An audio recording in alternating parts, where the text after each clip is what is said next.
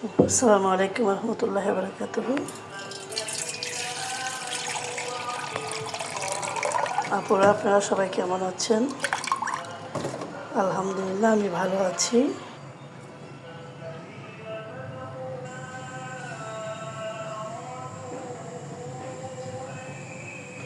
একটু হালকা একটু গরম করব, কুসুম গরম।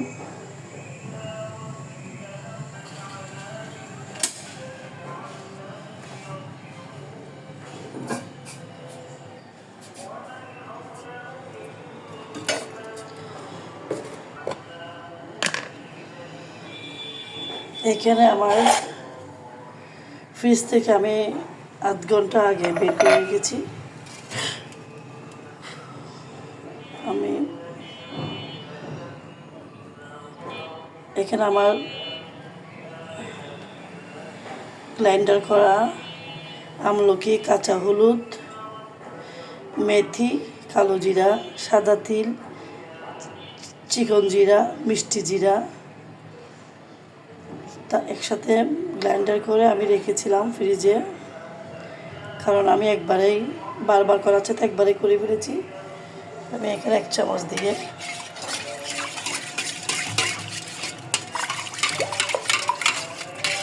কুসুম গরম পানিতে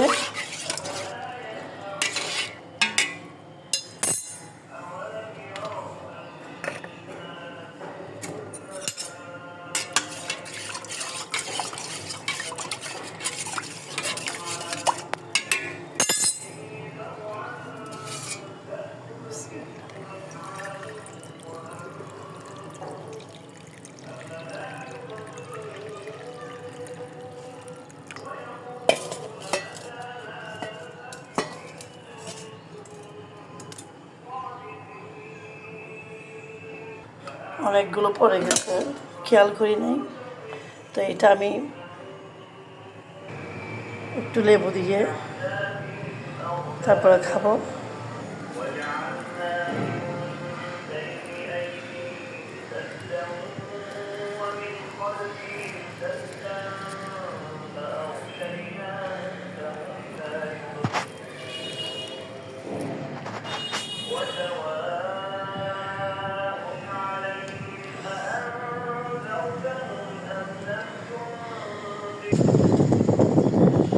এটা আমার জন্য জুস, এটা আমার জন্য সেরা জুস। মাশাআল্লাহ, কি সুন্দর কালার।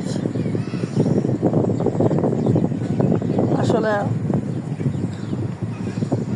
আমরা যখন বয়স হয়ে যাচ্ছে আমাদের, যারা 40 শুদ্ধ, আমি মনে করি 30 থেকে শুরু করা উচিত খাবার দাবার।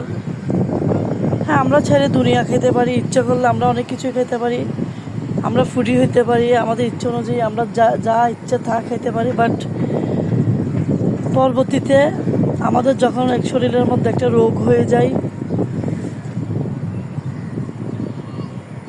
কার শরীরে কোন রোগ,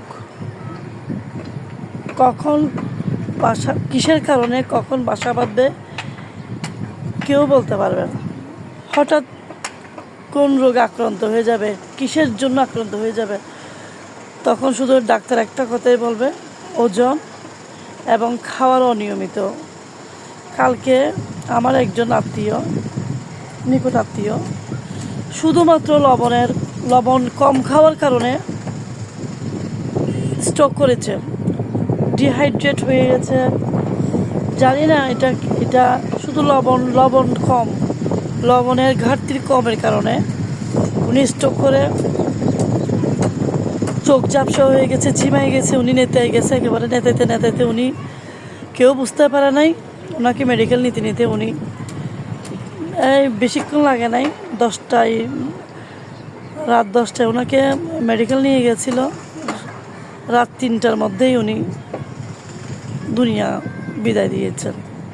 আল্লাহ ওনাকে দুনিয়া থেকে নিয়ে গেছেন। তবে এগুলোও ছিলাম আমি ওই রোগের কারণে মারা গেছে এটা না, আল্লাহ ওই রোগের উসিলা দিয়ে ওনাকে নিয়ে গেছেন।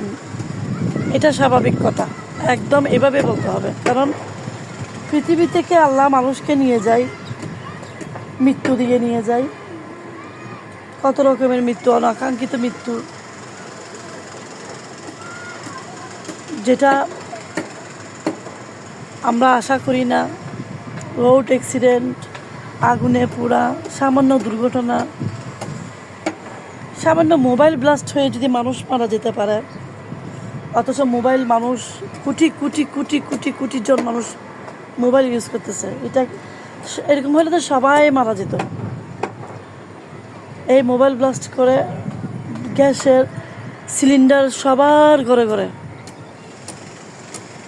লাইন শুধু সিলিন্ডার ব্লাস্ট হয় না, সিলিন্ডার অনেকে রাখতে ভয় পায় যে সিলিন্ডার ব্লাস্ট হয়, ওই জন্য লাইনের গ্যাস খুঁজে, কিন্তু লাইনের গ্যাসেও কিন্তু দুর্ঘটনা হয়, হাজার হাজার দুর্ঘটনা হয়। তো কে একজন যেন, আমার মনে পড়ে গেল, কে একজন যেন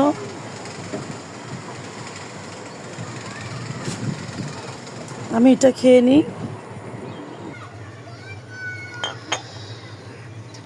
বিসমিল্লাহ।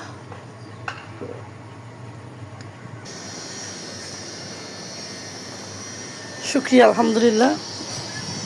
নামটা এই মুহূর্তে মনে পড়ছে না। কে একজন এই রোড অ্যাক্সিডেন্ট, তারপরে রাস্তায় দুর্ঘটনা, রাস্তায় হানাহানি, মারামারি, গুলি, সন্ত্রাসীর ভয়, এই ধরনের এই ভয়ের কাছ থেকে উনি ঘর থেকেই বের হইতো না। এটার নাম কি কি লালমোহন, আমি আসলে মনে নাই, তবে আমার গল্পটা মনে আছে। উনি বের হইতো না, যে উনি কখন না কখন মারা যায়। তো এভাবে উনি দিনের পর দিন, বছরের পর বছর উনি ঘরের মধ্যে বন্দি থাকতো, শুধু মৃত্যুর ভয়।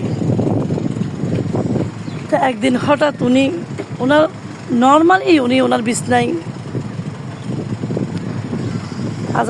আজরাইল আলাইহিস সালাম ওনার জান কবজ করেই নিয়ে চলে গেলেন। তো মৃত্যু কখন কার কোনভাবে কিভাবে কোন জায়গায় আসবে কেউ বলতে পারে না, একমাত্র মহান রব্বুল আলামিন ছাড়া। এমনকি ফেরেশতাও বলতে পারবে না। কারণ কেন ফেরেশতা বলতে পারবে? ফেরেশতাকে আল্লাহ হুকুম দিলে না বলতে পারবে যে অমুকের জানটা কবজ। আমার মহানবী মোহাম্মদ মুস্তাফা সাল্লাল্লাহু আলাইহি ওয়াসাল্লাম যখন জান কবজ করতে গিয়েছিলেন, আমার নবীজিকে বলেই দিছেন যে আমি আপনার আল্লাহর হুকুমে আপনার জানটা কবজ করতে এসেছেন। নবী সানন্দে গ্রহণ করেছিলেন। তো আমরা তো আর আল্লাহর এত কাছের কেউ না, তবে আল্লাহর খুব কাছের বান্দাবান্দি হইতে ইবাদতের প্রয়োজন। আল্লাহর একদম কাছাকাছি যেতে পারবো না। আমার নবী মোহাম্মদ মুস্তাফা সাল্লাল্লাহু আলাইহি ওয়াসাল্লাম গেছিলেন বিদায়, ওনাকে ওইভাবেই আল্লাহ বলে কয়ে, ফেরেশতাকে বলে কয়ে দিয়েছিলেন যে এইভাবেই ওনার জানটা নিয়ে যাবে। কিন্তু আমাদেরকে কেন বলবেন? আমরা তো প্রথম সারির না, আমরা আমাদের নবী মোহাম্মদ মুস্তাফা সাল্লাল্লাহু আলাইহি ওয়াসাল্লাম হচ্ছেন একেবারে ফার্স্ট বেঞ্চের স্টুডেন্ট, প্রথম বেঞ্চের স্টুডেন্ট। আমরা তো তার অনেক পরে, অনেক অনেক অনেক অনেক অনেক একেবারে কোটি কোটি কোটি কোটি কোটি কোটি যত কোটি আছে পরে। এরপরে তো নবীর পরে তো আপনার আমাদের আদম আলাইহিস সালাম আছেন, আমাদের নবীর প্রিয় বন্ধু হযরত আবু বকর রাদিয়াল্লাহু আনহু আছেন, উমর রাদিয়াল্লাহু আনহু আছেন, অনেক নবী আছেন, আরও সাহাবাগণ আছেন, শহীদরা আছেন, আলেমরা আছেন, এরপরে ভালো মানুষগুলো আছেন, এরপর নেকি বান্দাবান্দিগুলো আছেন, এরপর ফরহেজগার বান্দাবান্দিগুলো আছেন, এরপরে আমলকারী বান্দাবান্দিগুলো আছেন, এরপরে বেশি কম আমলকারী বান্দাবান্দিগুলো আছেন, এরপরে বেশিরভাগ আমলকারী বান্দাবান্দিগুলো আছেন, এরপরে কম কম আমলকারী, এইভাবে করতে করতে করতে করতে তারপরে না আমাদের বেঞ্চটা আসবে। তাহলে সবাইকে তো আর আল্লাহ এভাবে বলে, শুধু একমাত্র আমার নবীজি মোহাম্মদ মুস্তাফা সাল্লাল্লাহু আলাইহি ইসলামকেই ফেরেশতাকে হুকুম দিয়েছেন এভাবে বলতে। তো আজকে কার মৃত্যু কীভাবে হবে কেউ জানে না, কিন্তু আমাদের শরীরেও কখন কোন রোগ হবে কেউ বলতে পারবো না। কিন্তু হঠাৎ করে এই যে আমরা কিছুদিন আগে কারিনা কাইসার না কে জানি হঠাৎ করেই বিছনায় পড়তে পড়তে নিয়ে গেছে চেন্নাইতে নিয়ে গিয়ে যাওয়ার সাথে সাথে ওইখানে ফুসকার থেকে মলের জীবাণু পেয়ে উনি শেষ। তো এটা একটা উছিলা। তারপরও আল্লাহর রহমত, এই যে আল্লাহর নিয়ামত, গাছে গাছে নিয়ামত, আল্লাহ যে প্রকৃতিতে নিয়ামত, আল্লাহ যে ওষুধ এখানেও দিয়ে দিয়েছেন, আল্লাহ শেফা এখানেও দিয়ে দিয়েছেন। আমরা বুঝি না, আমরা কি করি, ফাস্ট ফুডের প্রতি ঝুঁকে যাই, আমরা বেশি বেশি গরুর মাংস খাই, আমরা বেশি বেশি তেল মশলা জাতীয় খাবার খাই, আমরা ট্যাংয়ের শরবত খাই, আমরা অতিরিক্ত বিভিন্ন রকমের জুসের শরবত খাই, বিভিন্ন রকমের মানে আমরা নিজেরা যদি জুসগুলো করি, আমরা এই যে অরেঞ্জের জুস, আমরা যে ফ্রুটগুলো আমরা যদি একটু গরম পানিতে একটু করে ধুয়ে আমরা ওইটা নিজেরাই যেভাবে পারি, আমাদের এত সুন্দর সাজিয়ে গুছিয়ে খেতে হবে এমন তো না। আমরা একটু পরিষ্কার পরিচ্ছন্নভাবে খাবো, বাট আমাদের নিজের হাতেই খাবো, তাই না?